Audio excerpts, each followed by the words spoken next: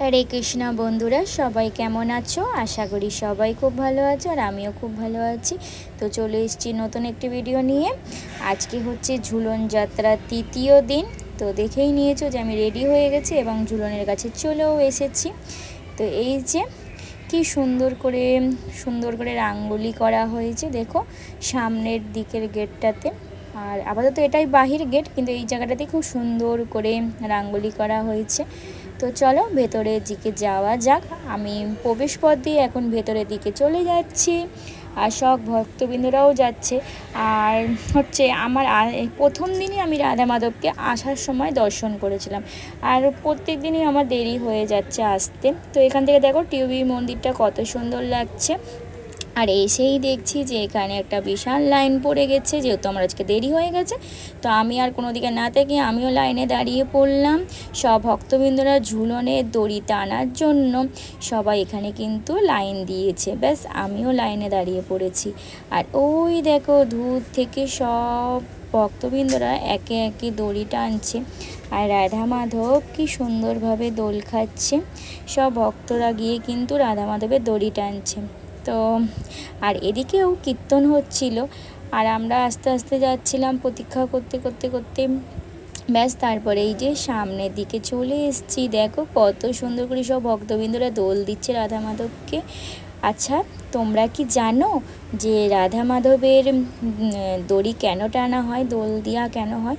কারণ রাধা মাধব নিজে বলেছেন যে রাধারানীকে পাশে বসিয়ে যদি কেউ দর্শন করে বা দড়ি টানে তার উদ্ধার করার দায়িত্ব স্বয়ং ভগবানের। তো এই সুবর্ণ সুযোগটা কেউ মিস করো না, যে যেখানে আছো সবাই মায়াপুর ধামে চলে আসো আর রাধা মাধবকে যুগলে সবাই দড়ি টানো। আর যদি কেউ মায়াপুর ধামে না আসতে পারো তাহলে যে যার নিজেদের এলাকায় রাধা মাধবকে এরকম সুন্দর করে দোলনায় বসিয়ে দর্শন করো এবং সবাই কিন্তু দোল দাও। আর আজকে দেখেছো রাধা মাধবকে কত সুন্দর লাগছে, কত সুন্দর করে ডেকোরেশন করেছে, কি অপূর্বই লাগছে তাই না?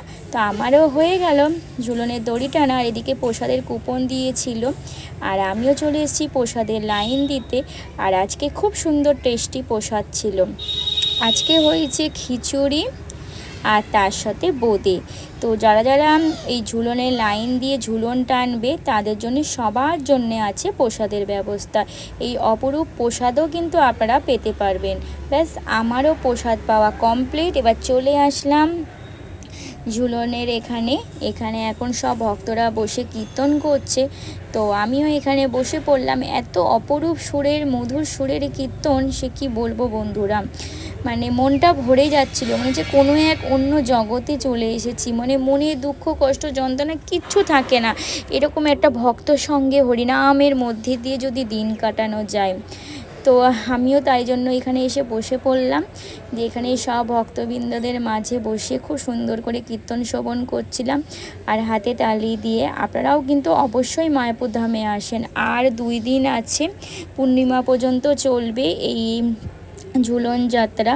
আর কেউ মিস করবেন না, যদি সম্ভব থাকে আসার তো সবাই চলে আসুন। কেন এই অপরূপ এত সুন্দর দৃশ্য মানে কি বলবো। আর এদিকে সন্ধ্যারতি শুরু হয়েছিল, সন্ধ্যারতি দর্শন করছিলাম। আর এদিকে প্রদীপ দেওয়া হয়েছিল, ভগবানকে একটু প্রদীপও দেখিয়ে নিলাম। তো এই যে প্রদীপ দেখাও কমপ্লিট। এদিকে নৃসিংহ আরতি হচ্ছিল, নৃসিংহ আরতি দর্শন করলাম, প্রদীপ দেখা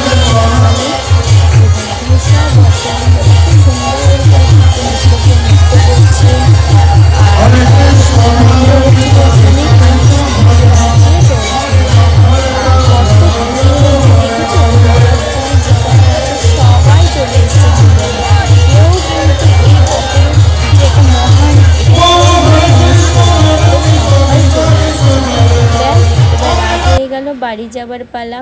তো বউকে ছেলেকে নিয়ে এখন আমি চলে যাচ্ছি বাড়ির দিকে। তো ভিডিওটি কেমন লাগলো সবাই একটু কমেন্টে জানাবে, ভালো লাগলে সবাই একটু লাইক কমেন্ট শেয়ার করে দেবে। আর সবাই কিন্তু ফলো করে দিয়ে একটু পাশে থেকো নিত্য নতুন ভিডিও এরকম পেতে। আর মায়াপুর ধামের ভিডিও পেতে অবশ্যই ফলো করে রেখো। হরে কৃষ্ণ হরি বল।